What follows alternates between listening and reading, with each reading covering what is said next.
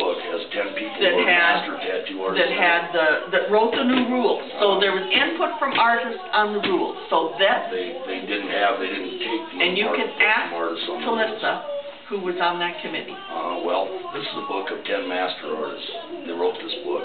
One of them out of 10 had any formal or apprenticeship or training whatsoever in this book. One of them out of 10. The rest learned on their own the hard way. You know, speaking from a customer standpoint, I've had tattoos done in the city, and Lonnie's one of the best. Arbuckles is horrible. I've got, you know, thank goodness, because I think he gives poor tattoos. I mean, you know, it's just kind of disheartening to see that, you know. A lot of these guys are digging way past your third layer of skin also. You get past that, you're into the fatty level in your skin anyway, and you're drilling holes for oil. You don't have to dig to China to make a tattoo with it. I have hardly no blood whatsoever when I run a piece this big on somebody's back. Well, then you won't have much to put in the bio bucket. That's what I'm saying. So if I've got 6 paper towels and not one of them's got blood on them, why do I need to change the damn thing? You know. Well, then I'm going to get in trouble for throwing the damn stuff in the dumpster. Because it's coming out of my tattoo studio. Well, I'm not. You've got to have other garbage besides the biohazard stuff. Yeah.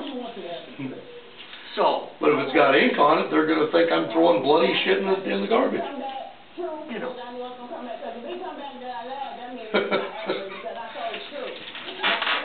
Do they dig through your garbage? They can at any time. Once you throw it out there, it's city property. So they can start anything they want. I wouldn't do it, but. You know. But not all your hamburger bun wrappers or whatever was on the top of your biohazard bucket the other day, and they're going, oh, this doesn't have to be in the biohazard bucket anyway, but, you know. Well, once in a while, I have some moldy ones. I might toss them in there before I take it out, but, you know, I used to regulate what went into the waste cans a lot more when St. Luke's would just let me come up there. I'd wear gloves, I'd carry a bag in, they'd point me out to the dumpster in there, and they'd take it for nothing. Right.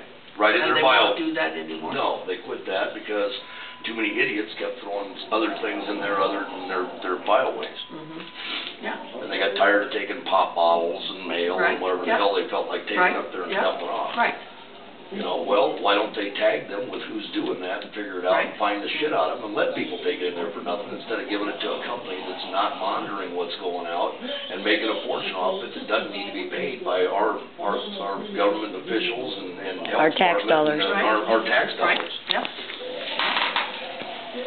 But one thing that John didn't think you had was policies and procedures. You're supposed to have a standard operating procedure, a written up something in a book. Okay, yeah, see, I never was told that when they come in and did that last inspection. I never even noticed the new code, you know. But they went over the changes, and that was never mentioned. Well, it's not our responsibility to tell you your code. Yeah. You know, it's your responsibility. But it's your responsibility to enforce it? Right. Well, then it should be your responsibility to inform. Well, the state sent all the tattoo artists. Oh, okay. They don't care, they're just interested in the money. When they sent you your application for the 2010 current year, how did you know that you needed to do the biohazard and the CPR and the first aid and all of that? Well, the biohazard, I always did that before. Well, but this year was the first year you had to provide that information to the state. I didn't have to have the CPR. I got it, and I'm overqualified with what they want. You know, I got that. But I mean, that was part of the new code. So one of the things in the new code is, but I don't even want to look at that. That's not, I don't regulate that part of it. Okay. You know, you don't have to have that posted.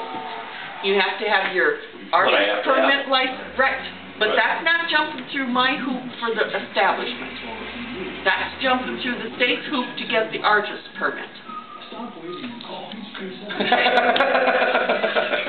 You know, if you got a permit from the state, then I'm assuming that you jump through their hoops to get your artist permit.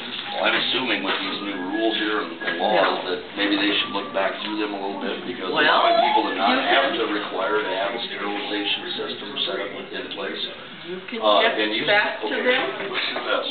Some people are using disposables, but they're not using the whole thing disposable, they're just using the plastic tips. Shit is still getting up inside these metal tubes, they're holding the plastic tips, but they're thrown away, they're not required to have a sterilizer. No, they're not, everybody's doing that. And also, people aren't doing those with no sterilization now whatsoever, because of the new law. Also doing piercing, what are they piercing that? Well, What are they piercing? we don't regulate piercing. Piercing is not Right. regulated. It'll But come. if you're not And that's- requiring that, in that That'll studio come. where most of that is Oh, I at, know, but. what I'm saying. Pretty soon we'll have police measuring our dandelions. If you're not making them have. They're measuring dandelions and animals. And using these kind of If tips, they're metal. how are Right. they? Right.